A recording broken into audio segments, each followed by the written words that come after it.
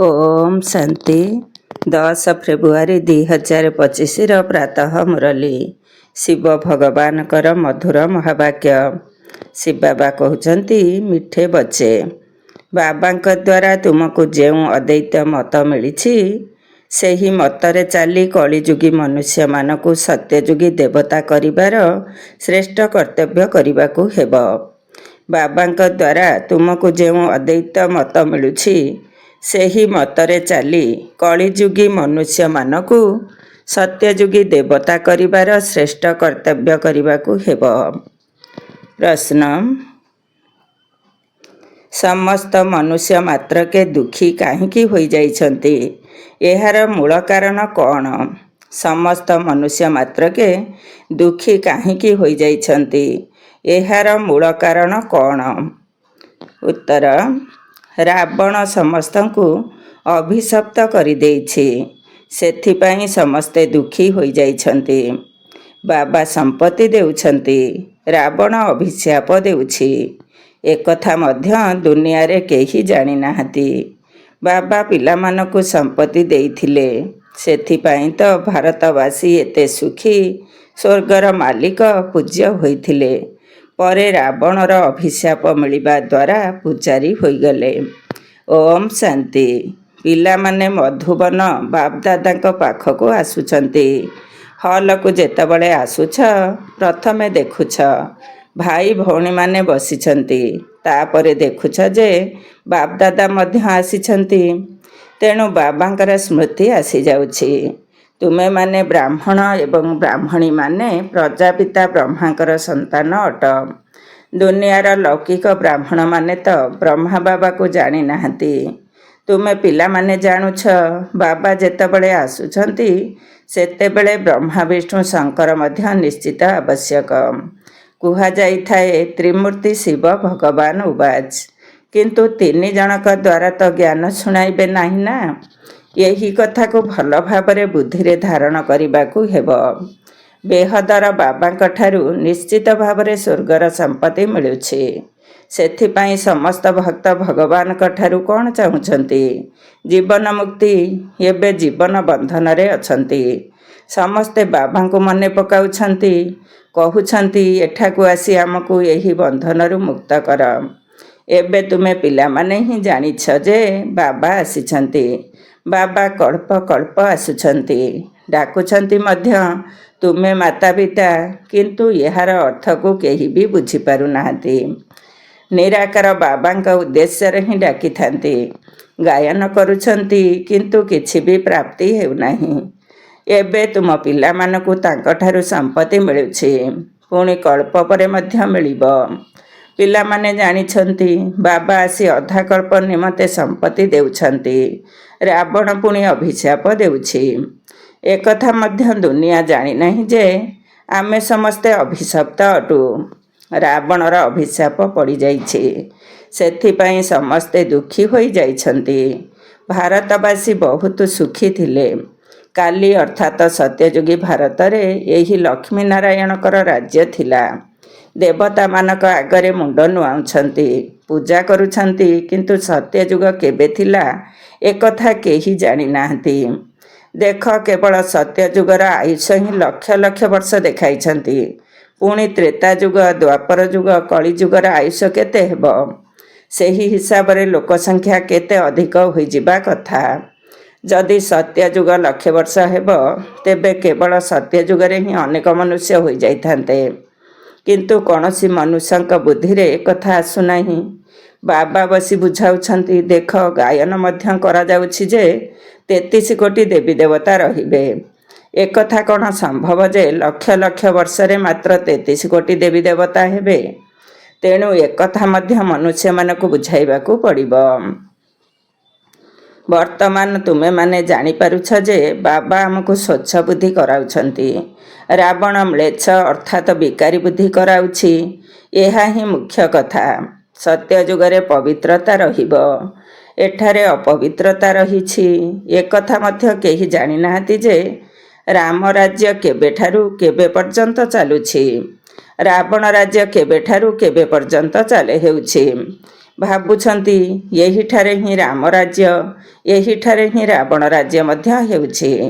ଅନେକ ମତାନ୍ତର ରହିଛି ନା। ଏଠାରେ ଯେତେ ମନୁଷ୍ୟ ସେତେ ମତ ରହିଛି। ବର୍ତ୍ତମାନ ଏଠାରେ ତୁମ ପିଲାମାନଙ୍କୁ ଏକମାତ୍ର ଅଦ୍ୱୈତ ମତ ମିଳୁଛି, ଯାହାକୁ ବାବା ହିଁ ଦେଉଛନ୍ତି।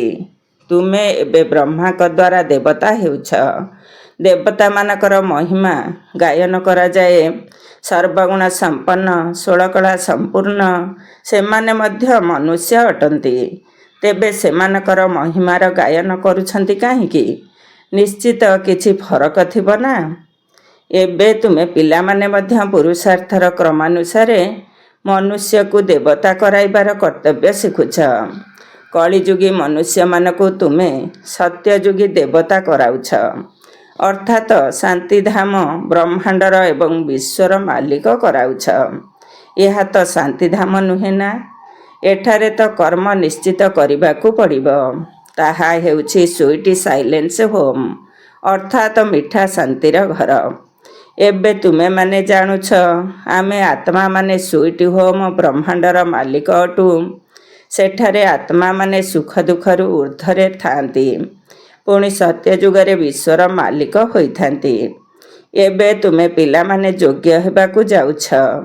ପ୍ରକୃତ ଲକ୍ଷ୍ୟ ଓ ଉଦ୍ଦେଶ୍ୟ ତୁମ ସମ୍ମୁଖରେ ରହିଛି। ତୁମେ ପିଲାମାନେ ହିଁ ଯୋଗବଳର ଅଧିକାରୀ ଅଟ। ସେମାନେ ହେଲେ ବାହୁବଳର ଅଧିକାରୀ। ତୁମେମାନେ ମଧ୍ୟ ଯୁଦ୍ଧଭୂମିରେ ଛିଡ଼ା ହୋଇଛ, କିନ୍ତୁ ତୁମେ ଡବଲ ଅହିଂସକ ଅଟ। ସେମାନେ ହିଂସକ ଅଟନ୍ତି। କାମ ବିକାରକୁ ହିଂସା କୁହାଯାଉଛି। ସନ୍ନ୍ୟାସୀମାନେ ମଧ୍ୟ ଜାଣିଛନ୍ତି ଯେ ଏହା ହିଂସା ଅଟେ, ସେଥିପାଇଁ ପବିତ୍ର ହେଉଛନ୍ତି। କିନ୍ତୁ ତୁମମାନଙ୍କ ବ୍ୟତୀତ ବାବାଙ୍କ ସହିତ ପ୍ରୀତି କାହାର ମଧ୍ୟ ନାହିଁ। ପ୍ରେମିକ ପ୍ରେମିକାଙ୍କ ମଧ୍ୟରେ ପ୍ରୀତି ଥାଏ ନା। ସେମାନେ ତ ଗୋଟିଏ ଜନ୍ମ ପାଇଁ ପ୍ରେମିକ ପ୍ରେମିକା ହୋଇଥାନ୍ତି। ସେହିପରି ମୁଁ ତୁମର ପ୍ରେମିକ ଏବଂ ତୁମେ ସମସ୍ତେ ମୋର ପ୍ରେମିକା ଅଟ। ଭକ୍ତି ମାର୍ଗରେ ଏକମାତ୍ର ମୋତେ ହିଁ ମନେ ପକାଇ ଆସିଛ। ଏବେ ମୁଁ କହୁଛି କେବଳ ଏହି ଅନ୍ତିମ ଜନ୍ମ ପବିତ୍ର ହୁଅ ଏବଂ ଯଥାର୍ଥ ରୂପେ ମୋତେ ମନେ ପକାଅ। ତେବେ ପୁନର୍ବାର ମୋତେ ମନେ ପକାଇବାରୁ ମୁକ୍ତ ହୋଇଯିବ। ସତ୍ୟଯୁଗରେ ମନେ ପକାଇବାର କୌଣସି ଆବଶ୍ୟକତା ହିଁ ରହିବ ନାହିଁ। ଦୁଃଖରେ ସମସ୍ତେ ଈଶ୍ୱରଙ୍କୁ ସ୍ମରଣ କରିଥାନ୍ତି। ଏହା ହେଉଛି ନର୍କ। ଏହାକୁ ସ୍ୱର୍ଗ ତ କୁହାଯିବ ନାହିଁ ନା। ଯେଉଁମାନେ ଧନବାନ ସେମାନେ ଭାବନ୍ତି ଯେ ଆମ ପାଇଁ ତ ଏହା ହିଁ ସ୍ୱର୍ଗ ଅଟେ। ବିମାନ ଆଦି ସବୁକିଛି ବୈଭବମାନ ରହିଛି। କେତେ ଅନ୍ଧଶ୍ରଦ୍ଧାରେ ରହିଛନ୍ତି। ଗାୟନ ମଧ୍ୟ କରୁଛନ୍ତି।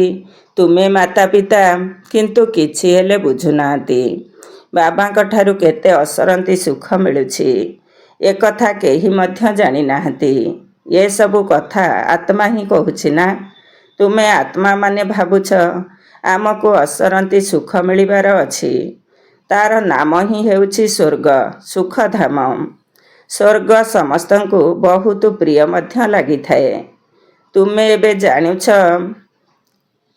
ସ୍ୱର୍ଗରେ ହୀରା ନୀଳାର କେତେ ମହଲ ଥିଲା।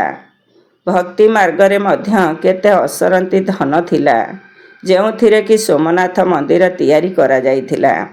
ଗୋଟିଏ ଗୋଟିଏ ଚିତ୍ରର ମୂଲ୍ୟ ଲକ୍ଷ ଲକ୍ଷ ଟଙ୍କା ଥିଲା। ସେସବୁ କୁଆଡ଼େ ଚାଲିଗଲା? କେତେ ଲୁଟ୍ କରି ନେଇଗଲେ। ଏତେ ଅସରନ୍ତି ଧନ ଥିଲା। ଏବେ ତୁମ ପିଲାମାନଙ୍କ ବୁଦ୍ଧିରେ ଅଛି ଯେ ଆମେ ବାବାଙ୍କ ଦ୍ୱାରା ପୁନର୍ବାର ସ୍ୱର୍ଗର ମାଲିକ ହେଉଛୁ। ଆମର ମହଲ ସୁନାର ହେବ।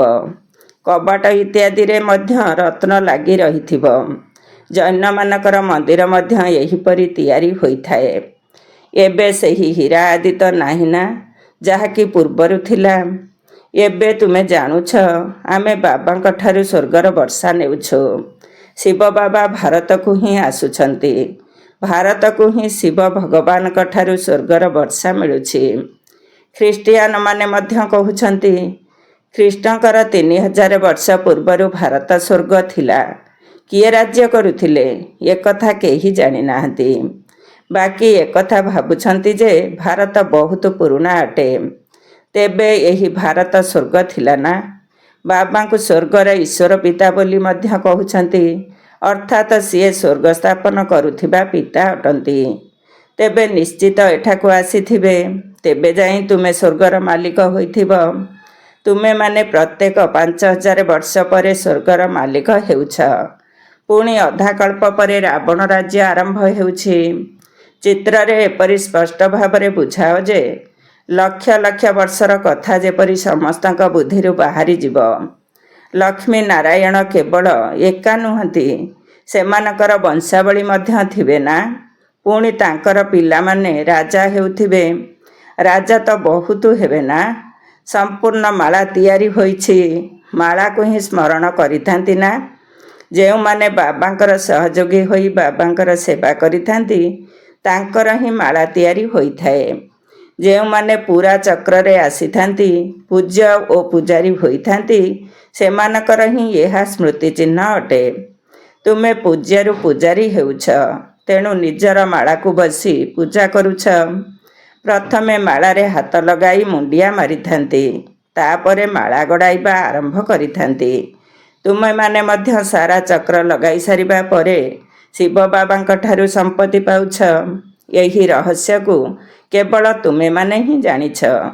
ମନୁଷ୍ୟମାନେ ତ କିଏ କାହାର, ପୁଣି ଆଉ କିଏ ଆଉ କାହାର ନାମକୁ ଜପି ମାଳା ଗଡ଼ାଇଥାନ୍ତି, କାରଣ ସେମାନେ କିଛି ହେଲେ ଜାଣିନାହାନ୍ତି। ଏବେ ତୁମ ପାଖରେ ମାଳାର ସମସ୍ତ ଜ୍ଞାନ ରହିଛି, ଆଉ କାହା ପାଖରେ ଏହି ଜ୍ଞାନ ନାହିଁ। ଖ୍ରୀଷ୍ଟିଆନମାନେ ଜାଣିନାହାନ୍ତି ଯେ ଏମାନେ କାହାର ମାଳା ଗଡ଼ାଉଛନ୍ତି। ଏହି ମାଳା ସେହିମାନଙ୍କର ଅଟେ ଯେଉଁମାନେ ବାବାଙ୍କର ସହଯୋଗୀ ହୋଇ ସେବା କରୁଛନ୍ତି। ବର୍ତ୍ତମାନ ସମସ୍ତେ ପତିତ। ଯେଉଁମାନେ ପବିତ୍ର ଥିଲେ ସେମାନେ ସମସ୍ତେ ଏଠାକୁ ଆସି ଏବେ ପତିତ ହୋଇଯାଇଛନ୍ତି। ପୁଣି କ୍ରମାନୁସାରେ ସମସ୍ତେ ଯିବେ। କ୍ରମାନୁସାରେ ଆସୁଛନ୍ତି, ପୁଣି କ୍ରମାନୁସାରେ ଯିବେ। ଏସବୁ କେତେ ବୁଝିବାର କଥା। ଏହା ମନୁଷ୍ୟ ସୃଷ୍ଟିରୂପୀ ବୃକ୍ଷ। କେତେ ଶାଖା ପ୍ରଶାଖା ମଠ ପନ୍ଥ ରହିଛି। ଏବେ ଏହି ସୃଷ୍ଟି ସମ୍ପୂର୍ଣ୍ଣ ସମାପ୍ତ ହୋଇଯିବ। ପୁଣି ଥରେ ତୁମର ମୂଳଦୁଆ ପଡ଼ିବ। ତୁମେମାନେ ଏହି ମନୁଷ୍ୟ ସୃଷ୍ଟିରୂପୀ ବୃକ୍ଷର ମୂଳଦୁଆ ଅଟ। ଏଥିରେ ସୂର୍ଯ୍ୟବଂଶୀ ଚନ୍ଦ୍ରବଂଶୀ ଉଭୟ ଅଛନ୍ତି। ସତ୍ୟଯୁଗ ଏବଂ ତ୍ରେତା ଯୁଗରେ ଯେଉଁମାନେ ରାଜତ୍ୱ କରୁଥିଲେ ତାଙ୍କର ଧର୍ମ ହିଁ ନାହିଁ, କେବଳ ଚିତ୍ର ରହିଛି। ଯାହାଙ୍କର ଚିତ୍ର ଅଛି ତାଙ୍କର ଜୀବନ କାହାଣୀକୁ ତ ଜାଣିବା ଦରକାର ନା। କହିଦେଉଛନ୍ତି ଅମୁକ ଜିନିଷ ଲକ୍ଷ ଲକ୍ଷ ବର୍ଷର ପୁରୁଣା ଅଟେ, କିନ୍ତୁ ବାସ୍ତବରେ ଅତି ପୁରୁଣା ହେଉଛି ଆଦି ସନାତନ ଦେବୀ ଦେବତା ଧର୍ମ। ଏହାଠାରୁ ତ କୌଣସି ଜିନିଷ ଅଧିକ ପୁରୁଣା ହୋଇପାରିବ ନାହିଁ। ବାକି ସବୁ 2500 ବର୍ଷର ପୁରୁଣା ଜିନିଷ ହୋଇଥିବ। ସେ ସବୁକୁ ତଳୁ ଖୋଳି ବାହାର କରୁଛନ୍ତି ନା। ଭକ୍ତି ମାର୍ଗରେ ଯେଉଁମାନଙ୍କର ପୂଜା କରୁଛନ୍ତି ସେହି ପୁରୁଣା ଚିତ୍ରକୁ ବାହାର କରୁଛନ୍ତି। କାହିଁକି ନା ଭୂମିକମ୍ପରେ ସବୁ ମନ୍ଦିର ଆଦି ଭାଙ୍ଗି ଯାଇଛି, ପୁଣି ନୂଆ ତିଆରି କରିଛନ୍ତି। ହୀରା ସୁନା ଆଦିର ଖଣି ଯାହା ଏବେ ଖାଲି ହୋଇଯାଇଛି ତାହା ପୁଣି ସେଠାରେ ଭରପୁର ହୋଇଯିବ।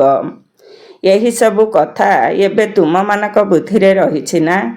ବିଶ୍ୱର ଇତିହାସ ଭୂଗୋଳ ବାବା ବୁଝାଇଛନ୍ତି। ସତ୍ୟଯୁଗରେ କେତେ କମ୍ ମନୁଷ୍ୟ ରହିବେ, ପୁଣି ଜନସଂଖ୍ୟା ବୃଦ୍ଧି ହୋଇ ଚାଲିବ। ଏପର୍ଯ୍ୟନ୍ତ ମଧ୍ୟ ଆତ୍ମାମାନେ ପରମଧାମରୁ ଆସୁଛନ୍ତି। ଆତ୍ମାମାନେ ଆସିବା ଦ୍ୱାରା ଜନସଂଖ୍ୟା ବଢ଼ି ଚାଲିଛି। ପୁଣି ଯେତେବେଳେ ବୃକ୍ଷର ଜୀର୍ଣ୍ଣଶୀର୍ଣ୍ଣ ଅବସ୍ଥା ହୋଇଯାଏ ତେବେ କୁହାଯାଏ ରାମ ଗଲେ ରାବଣ ଗଲେ। ଯାହାଙ୍କର ବହୁତ ପରିବାର ଅଛି ସମସ୍ତେ ଯିବେ। ଅନେକ ଧର୍ମ ରହିଛି ନା। ବର୍ତ୍ତମାନ ଆମର ପରିବାର କେତେ ଛୋଟ ଅଟେ। ଏହା କେବଳ ବ୍ରାହ୍ମଣମାନଙ୍କର ହିଁ ପରିବାର ଅଟେ। ଦୁନିଆରେ ଅନେକ ଧର୍ମ ରହିଛି।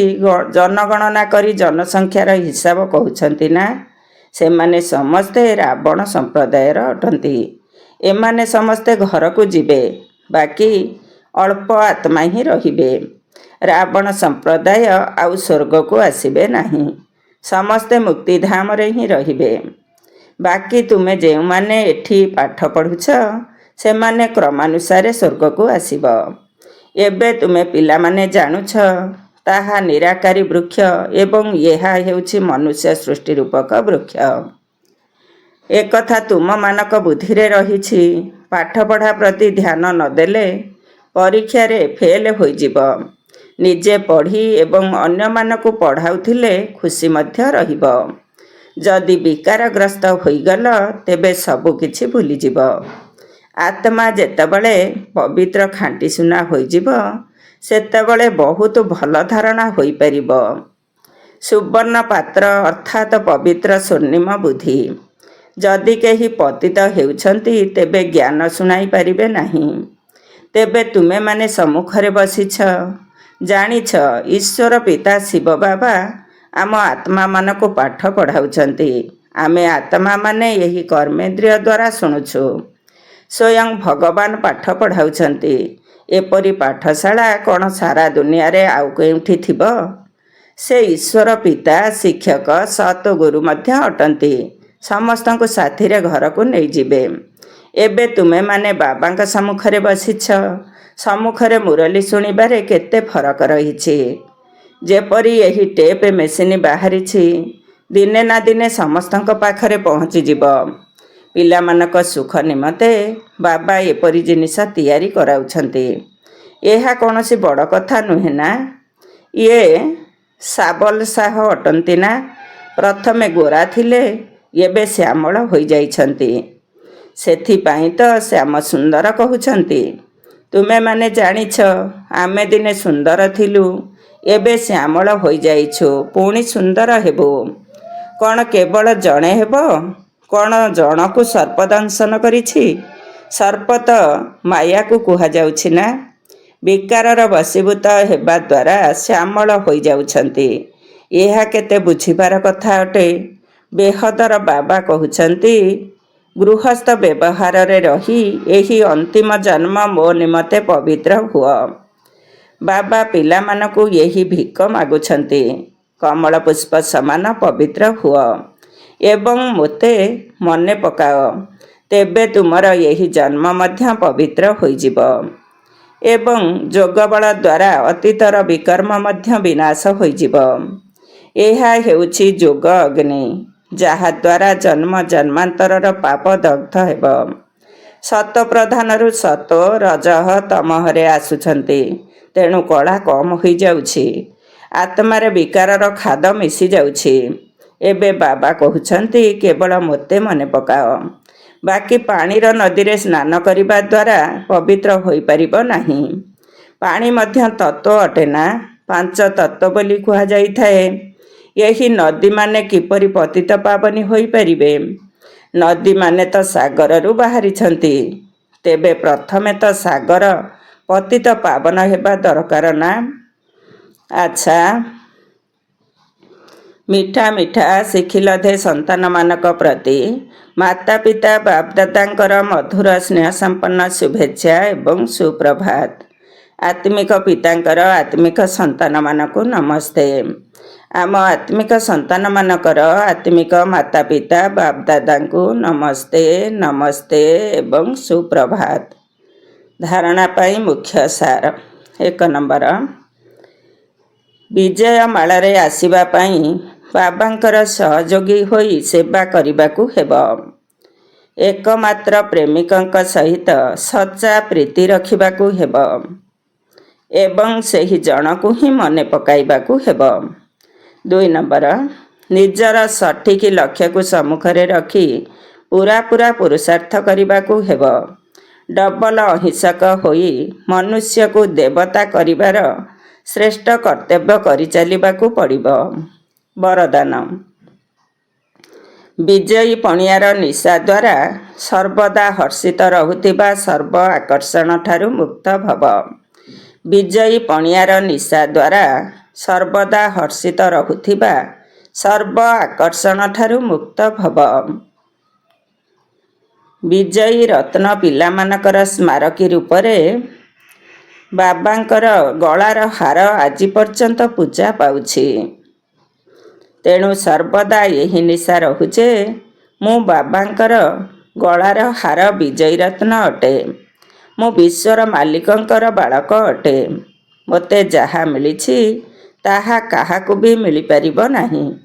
ଏହି ନିଶା ଏବଂ ଖୁସି ଯଦି ସ୍ଥାୟୀ ଭାବରେ ରହିବ, ତେବେ ସବୁ ପ୍ରକାରର ଆକର୍ଷଣ ଠାରୁ ଉର୍ଦ୍ଧ୍ୱରେ ରହିବ। ଯେଉଁମାନେ ସଦା ବିଜୟୀ ଅଟନ୍ତି, ସେମାନେ ସଦା ହର୍ଷିତ ଅଟନ୍ତି। ଏକମାତ୍ର ବାବାଙ୍କର ସ୍ମୃତିର ଆକର୍ଷଣରେ ହିଁ ଆକର୍ଷିତ ଅଟନ୍ତି। ସ୍ଲୋଗାନ: ଜଣକର ସ୍ମୃତିରେ ହଜିଯିବା ହିଁ ଏକାନ୍ତବାସୀ ହେବା। ଜଣକର ସ୍ମୃତିରେ ହଜିଯିବା ହିଁ ଏକାନ୍ତବାସୀ ହେବା। ଓମ୍ ଶାନ୍ତି।